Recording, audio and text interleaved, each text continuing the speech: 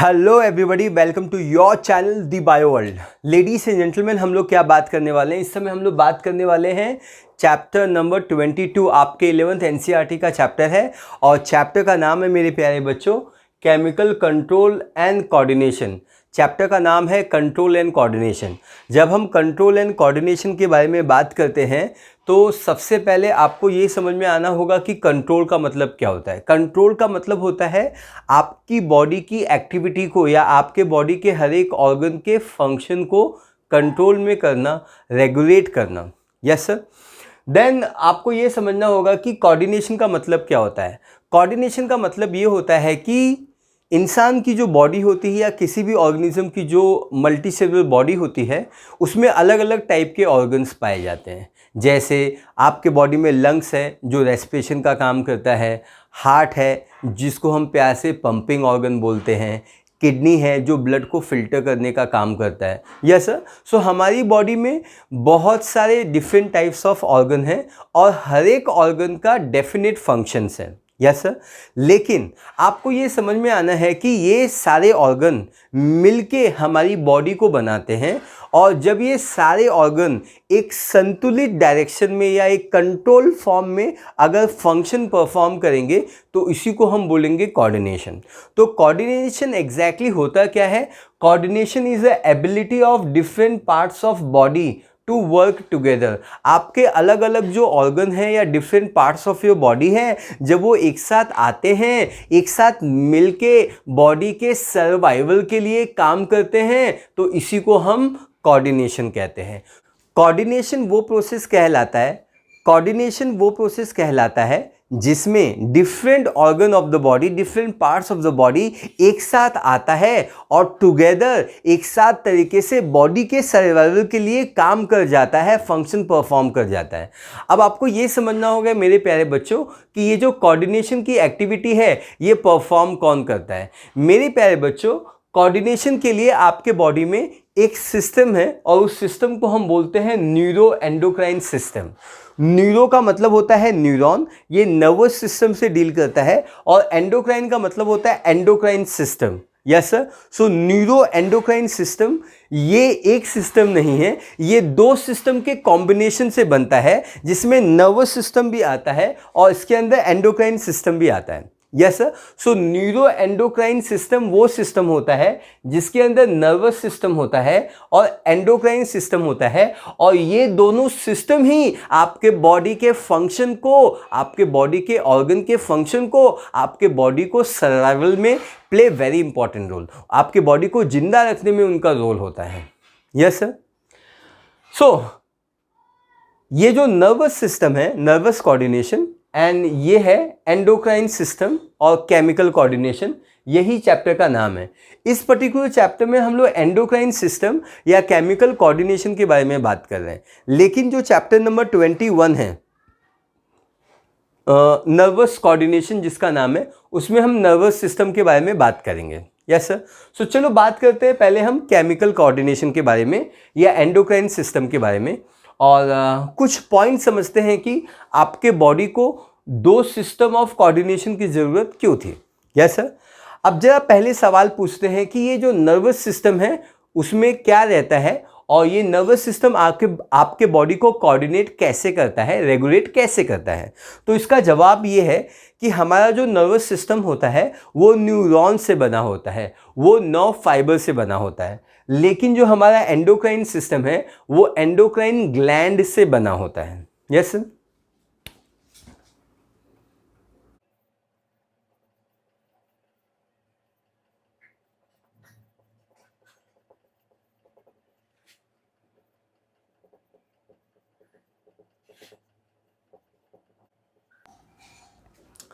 तो सबसे पहला पॉइंट आप समझ लीजिए कि नर्वस सिस्टम में न्यूरॉन या नर्व फाइबर पाया जाता है, जबकि एंडोक्राइन सिस्टम में एंडोक्राइन ग्लैंड पाया जाता है। एंडोक्राइन ग्लैंड क्या होता है वो हम अभी थोड़ी देर में बात करेंगे। नर्वस सिस्टम में जो कोऑर्डिनेशन करने के लिए या एक दूसरे से कम्युनिकेट करने के लिए नर्वस सिस्टम किस चीज़ का इस्तेमाल करता है, किस चीज़ का यूज़ करता है। मेरे बोलने का मतलब ये है कि नर्वस सिस्टम सिग्नल का ट्रांसफ़र या कम्युनिकेशन कैसे करता है। और एंडोक्राइन सिस्टम कोऑर्डिनेशन कैसे करता है या सिग्नल का ट्रांसमिशन कैसे होता है। तो आप ध्यान से समझ लीजिए, नर्वस सिस्टम के अंदर कोऑर्डिनेशन होता है वो इलेक्ट्रोकेमिकल इंपल्स के फॉर्म में होता है।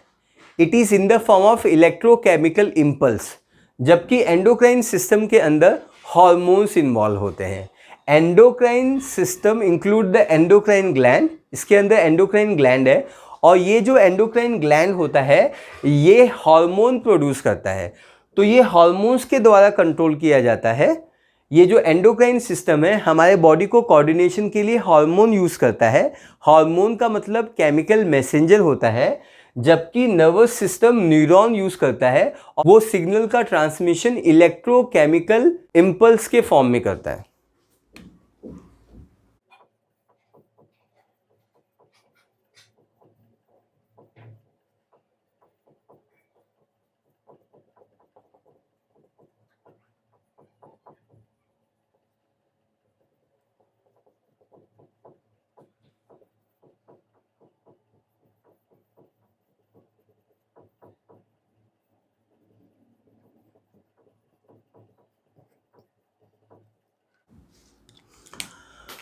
तो आप ये समझ गए कि इलेक्ट्रोकेमिकल इम्पल्स का मतलब क्या होता है। इम्पल्स का मतलब होता है एनर्जी। तो आप ये मीनिंग लिख लीजिए, इम्पल्स का मतलब होता है एनर्जी और ये एनर्जी इलेक्ट्रोकेमिकल के फॉर्म में ट्रैवल करती है, जबकि यहाँ पे एनर्जी जो होती है वो केमिकल मैसेंजर और हार्मोन के फॉर्म में ट्रैवल करती है। Yes sir.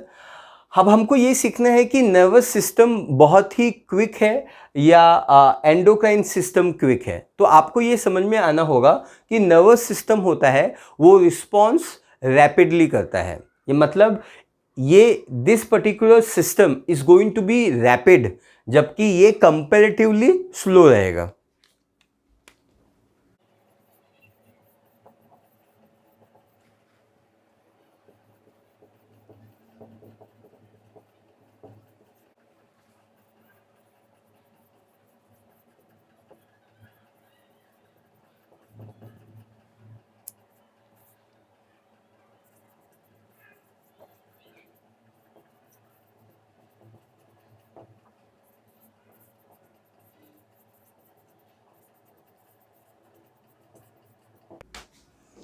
Yes sir.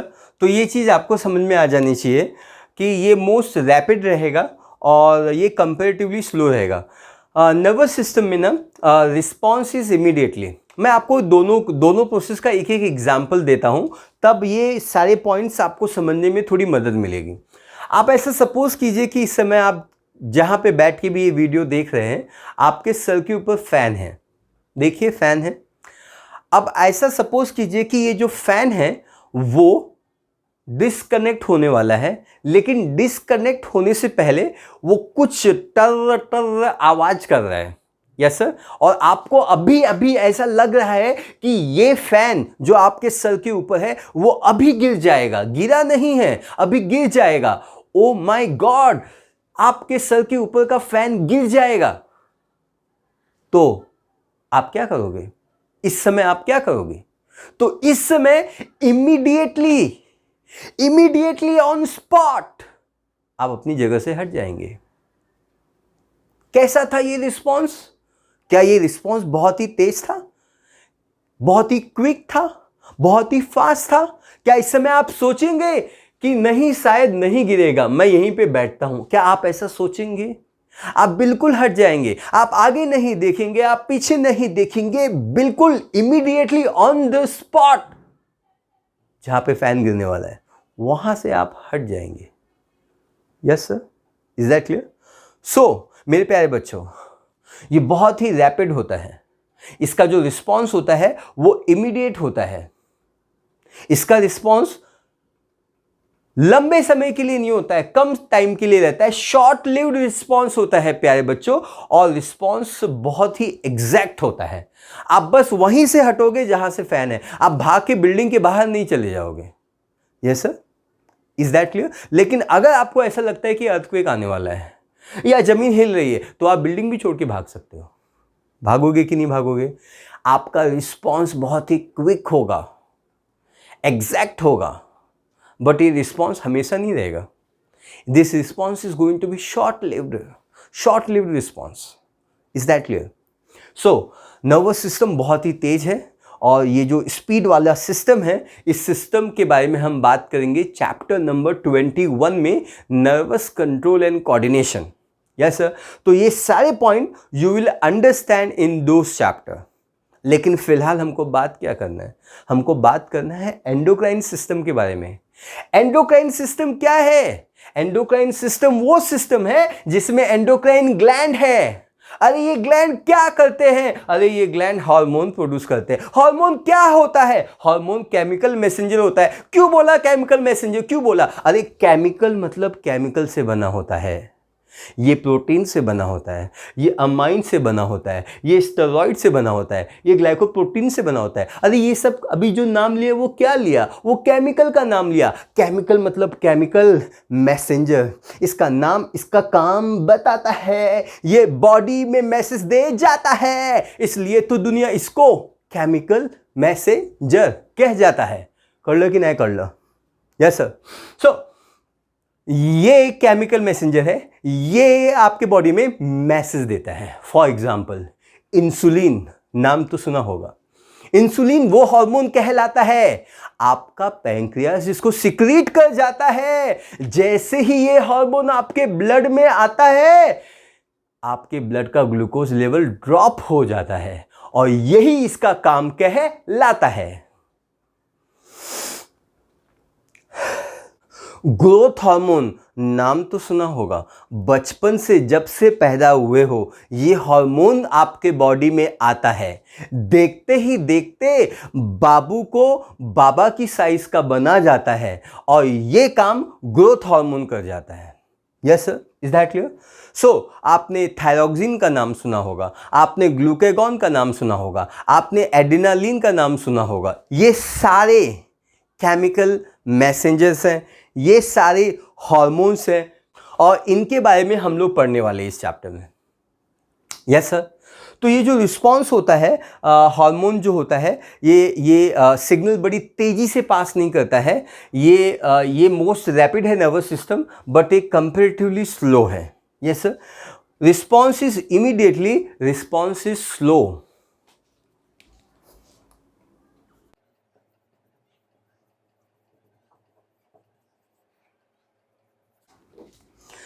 Response is short-lived, response is long-lived.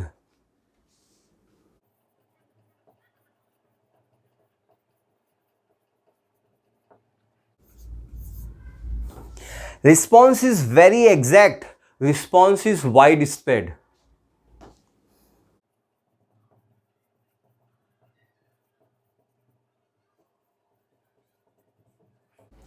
Response is widely spread का मतलब क्या होता है? वाइडली स्प्रेड का मतलब क्या होता है? वाइडली स्प्रेड का मतलब ये होता है कि आपके बॉडी में ग्रोथ हार्मोन पाया जाता है ना? तो जब आपके बॉडी में growth hormone pituitary gland produce करता है ना? जब पिट्यूटरी ग्लैंड हार्मोन प्रोड्यूस करता है ना, ग्रोथ हार्मोन प्रोड्यूस करता है, तो आपके बॉडी के किस पार्ट का ग्रोथ होता है? आपके बोन का ग्रोथ होता है, या मसल्स का ग्रोथ होता है, या लीवर का ग्रोथ होता है, या आपकी हाइट बढ़ती है? किसका ग्रोथ होता है? तो इसका जवाब है आपके बॉडी के सभी अंगों का, आपके बॉडी के हर एक ऑर्गन का ग्रोथ होता है ना? इसलिए मैं बोल रहा हूँ हार्मोन्स जो होते हैं, कुछ हार्मोन ऐसे होते हैं जिसका ग्रोथ पूरे बॉडी पे होता है, वाइड स्प्रेड मतलब फैलाव होता है, सभी पार्ट्स ऑफ द बॉडी पे इसका ग्रोथ होता है, या most of the part of the body पे इसका ग्रोथ पाया जाता है, इसका इफेक्ट पाया जाता है. इसलिए हम इसको बोलते हैं response is widely spread. Yes sir. So ये एक इंट्रोडक्टरी डिफरेंस था between nervous system and endocrine system. और जैसा कि मैंने बताया कि हम लोग नर्वस सिस्टम इस समय बात नहीं कर रहे हैं, we are talking about the endocrine system. तो let us talk about the endocrine system. Right ladies and gentleman, जब सबसे पहले एंडोक्राइन सिस्टम वर्ड आता है तो मुझे याद आती है कि एंडोक्राइन ग्लैंड और एक्सोक्राइन ग्लैंड क्या होता है. Yes sir. तो आप ये देख सकते हैं दिस पर्टिकुलर गिवन डायग्राम, इसको हम बोलते हैं एंडोक्राइन ग्लैंड का डायग्राम है, और ये जो ग्लैंड का डायग्राम है इसको हम बोलते हैं एक्सोक्राइन ग्लैंड. तो जरा मैं लिखता हूं, then we can discuss, right. चलो,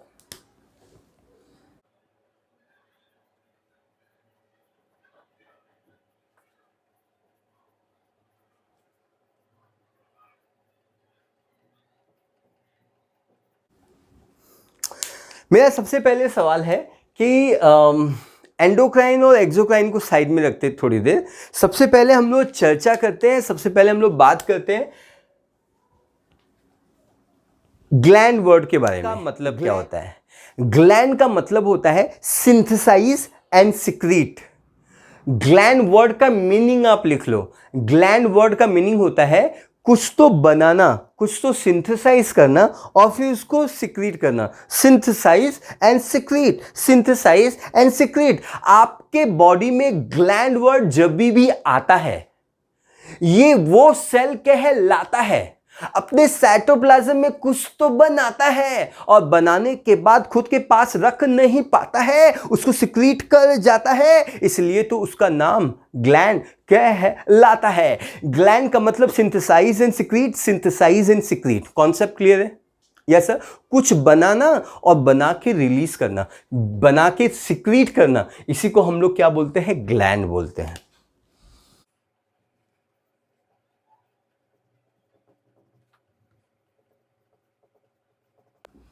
तो ये इसका मीनिंग है।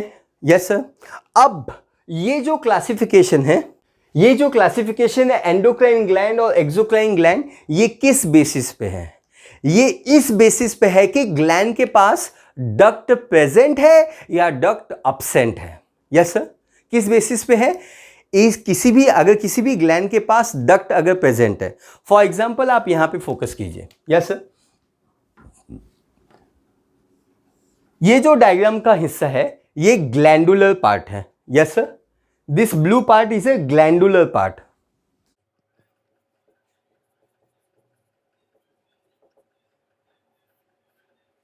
और आप देख सकते हैं इस स्ट्रक्चर को, इसको हम लोग बोलते हैं ट्यूब। बायोलॉजी में ट्यूब को हम लोग बोलते हैं duct. Is that clear? So अगर सपोज ये पर्टिकुलर ग्लैंडुलर पार्ट कुछ सिक्रीशन बनाता है, तो ये कुछ बनाएगा,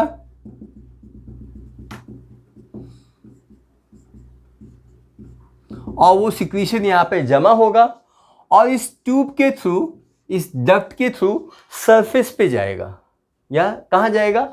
बॉडी के सरफेस पे जाएगा। वो सरफेस बॉडी के एक्सटर्नल सरफेस भी हो सकता है। एक्सटर्नल मतलब आउटसाइड। आप मुझे देखो, आप मुझे देखो ना, आपको मेरे माथे पे पसीना दिख रहा है क्या?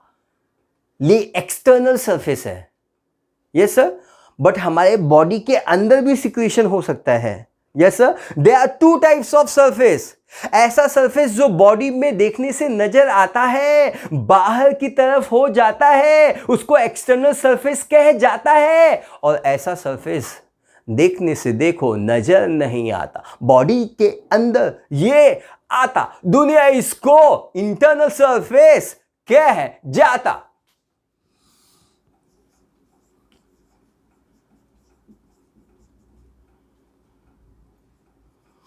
तो इसका जो सिक्रीशन होगा वो बॉडी के सरफेस पे होगा। वो सरफेस एक्सटर्नल भी हो सकता है, वो सरफेस इंटरनल भी हो सकता है, कुछ भी हो सकता है। Yes sir. तो आपको ये समझना होगा कि ये जो पर्टिकुलर ग्लैंड है, इसके पास ये डक्ट प्रेजेंट है, लेकिन इस ग्लैंड के पास मुझे कोई डक्ट नजर नहीं आ रहा है। मुझे कोई डक्ट नजर नहीं आ रहा है। मुझे क्या नजर आ रहा है, वही बात मैं आपको बताने जा रहा है। Green colour, who are you? I am the endocrine gland, I am the endocrine cell. Yes sir. तो ये ग्लैंडुलर पार्ट है। जैसे यहां इस डायग्राम में ब्लू पार्ट एक ग्लैंडुलर पार्ट है जो सिंथेसाइज करेगा, सिक्रीट करेगा। उसी तरीके से यहां पे जो ग्रीन पार्ट दिखाई दे रहा है वो सिंथेसाइज करेगा और सिक्रीट करेगा।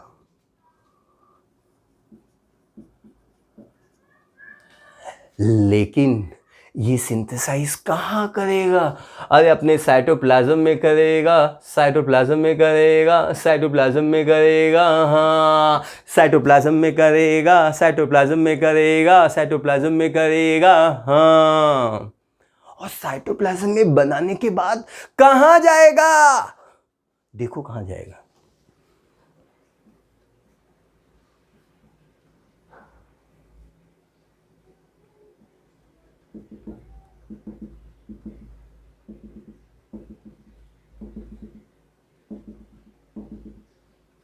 अरे कहाँ गया, कहाँ गया ये जो केमिकल है? Yes sir. सबसे पहले एक सवाल, red colour who are you? दुनिया मुझे ब्लड वेसल देखो कहती है, मेरे अंदर ब्लड बस बहती रहती है। Yes sir. तो ये ब्लड है, ब्लड वेसल्स है।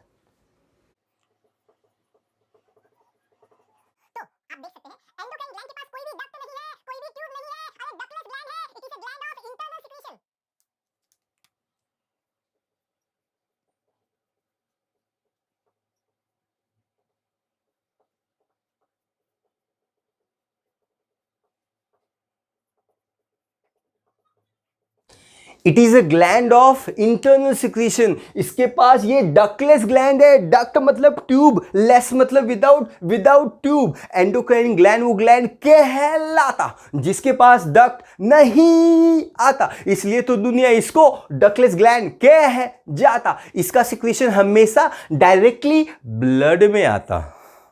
यस, ब्लड में आता। सो मैं सेकेंड पॉइंट यहां पे लिखता हूं,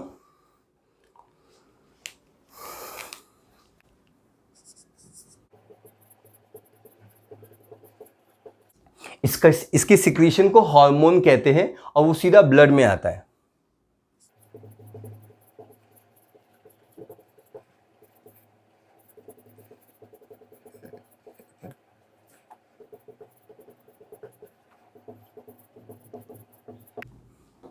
yes sir, is that clear? जब हम लोग बात करेंगे एक्सोक्राइन ग्लैंड के बारे में, जब हम लोग एक्सोक्राइन ग्लैंड के बारे में बात करेंगे, ये ग्लैंड के बारे में बात करेंगे, तो इनके पास डक्ट आता है। आपको डायग्राम में देखने से नजर आ रहा है, इस ग्लैंड में देखो डक्ट दिख रहा है। डक्ट का मतलब ट्यूब हो रहा है, उस ट्यूब में देखो सिक्रीशन आ रहा है। सिक्रीशन देखो ब्लड में नहीं जा रहा है, वो बॉडी सरफेस पे देखो आ रहा है। ये बॉडी सरफेस या एक्सटर्नल या इंटरनल होता जा रहा है। Yes sir, very good, nice, thank you so much. तो मैं यहाँ पे लिखता हूँ, इसका फर्स्ट पॉइंट क्या है कि this exocrine gland is provided with the duct. First point.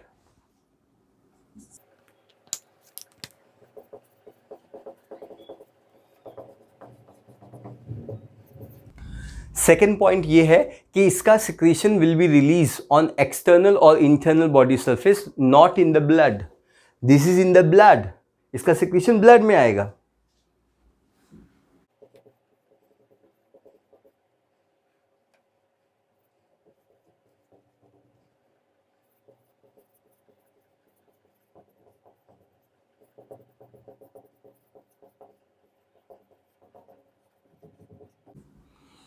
तो इसका सिक्रीशन जो होगा वो बॉडी सरफेस पे आएगा, या तो एक्सटर्नल बॉडी सरफेस पे आएगा और या तो फिर इंटरनल बॉडी सरफेस पे आएगा, कुछ भी हो सकता है।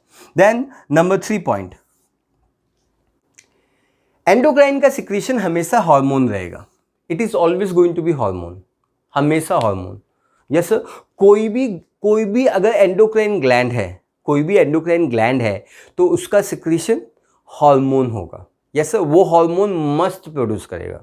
यस सर, कुछ ऐसे भी ग्लैंड होते हैं जिसको हम हेटेरोक्राइन ग्लैंड बोलते हैं, जो आगे के लेक्चर में हम सीखेंगे। वो एंडोक्राइन के अलावा कुछ सिक्रीट कर सकते हैं, लेकिन एंडोक्राइन वर्ड अगर मैंने यूज किया, एंडोक्राइन वर्ड जब भी आता है वो हार्मोन सिक्रीट कर जाता है। बिना हार्मोन के उसको एंडोक्राइन ग्लैंड हम कभी भी नहीं कह पाता है। Yes sir, is that clear? So इसका सिक्रीशन कौन होगा? जब हम एक्सोक्राइन ग्लैंड के बारे में बात करते हैं तो इसका सिक्रीशन कुछ भी हो सकता है। फॉर एग्जाम्पल, ये सलाइवा सिक्रीट कर सकता है, सलाइवा आखिर में कौन सिक्रीट करता है? Salivary gland. तो सलाइवरी ग्लैंड एक एक्सोक्राइन ग्लैंड कहलाएगा।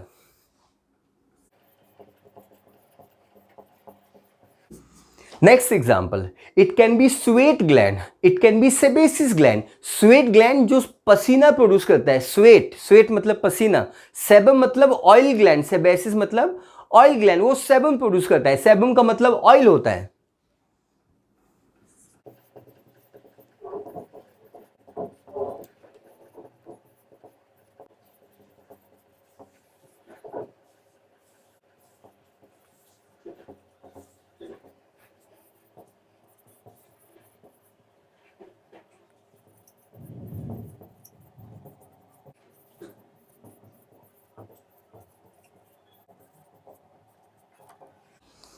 यस सर, आपको सारे एग्जांपल्स क्लियर हो गए। सलाइवरी ग्लैंड सलाइवा प्रोड्यूस करेगा। सो नंबर 1 केमिकल जो आपने अभी भी समझा, इसको हम लोग बोलते हैं saliva. Sweat gland sweat secrete करेगा। ऑयल ग्लैंड सेबम सिक्रीट करेगा। मेमरी ग्लैंड मिल्क सिक्रीट करेगा। लैक्रिमल ग्लैंड, अरे लैक्रिमल ग्लैंड आपके आंखों में आंसू प्रोड्यूस करता है, टीयर्स। फीमेल में ज्यादा एक्टिव रहता है, मेल में भी कभी कभी एक्टिव हो जाता है। शाहरुख खान में तो बहुत ही ज्यादा एक्टिव है। Then gastric gland, gastric juice, gastric juice गैस्ट्रोवर्ट जब भी बायोलॉजी में आता है, इसका मतलब स्टमक कहलाता है। स्टमक वही ऑर्गन कहलाता है, डाइजेस्टिव सिस्टम में पाया जाता है और वो एचसीएल को सिक्रीट कर जाता है और वही एचसीएल गैस्ट्रिक जूस का कंपोनेंट आता है। जे मतलब juice, gastric juice, full form आप लिख लेना। Yes sir, is that clear? So मतलब मॉरल ऑफ द स्टोरी ये है कि एक्सोक्राइन ग्लैंड कुछ भी सिक्रीट कर सकता है। वो स्वेट सिक्रीट कर सकता है, सलाइवा सिक्रीट कर सकता है, सेबम सिक्रीट कर सकता है, मिल्क सिक्रीट कर सकता है, टीयर सिक्रीट कर सकता है, कुछ भी सिक्रीट कर सकता है। लेकिन एंडोक्राइन ग्लैंड हार्मोन सिक्रीट करेगा, बस हार्मोन। एंडोक्राइन मत जब भी वर्ड आएगा, इसका मतलब हार्मोन कहलाएगा। यस सर, तो कुछ एग्जाम्पल्स देख लेते हैं, कुछ एग्जाम्पल देख लेते हैं। फॉर एग्जाम्पल,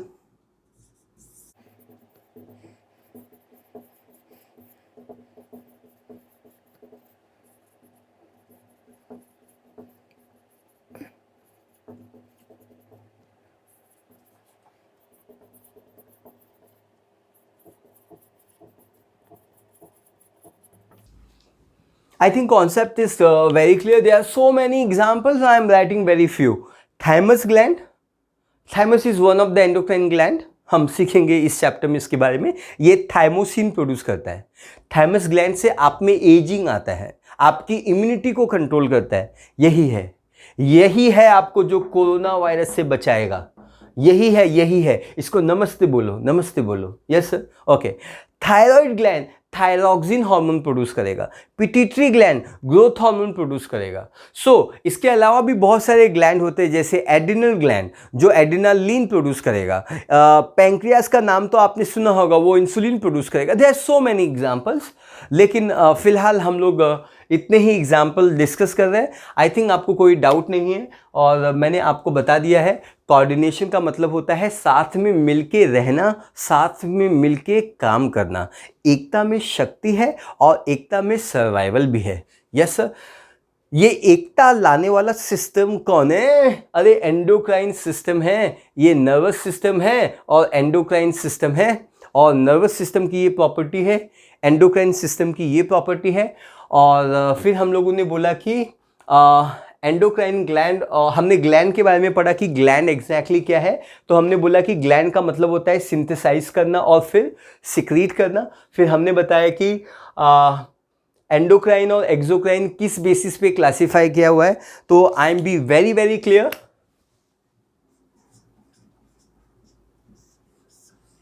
डक्ट के प्रॉपर्टी के ऊपर, जिसके पास डक्ट रहेगा वो एक्सोक्राइन देखो कहलाएगा, जिसके पास डक्ट नहीं होगा डक्टलेस ग्लैंड वो बन जाएगा, दुनिया उसको एंडोक्राइन ग्लैंड कह जाएगा। Yes sir.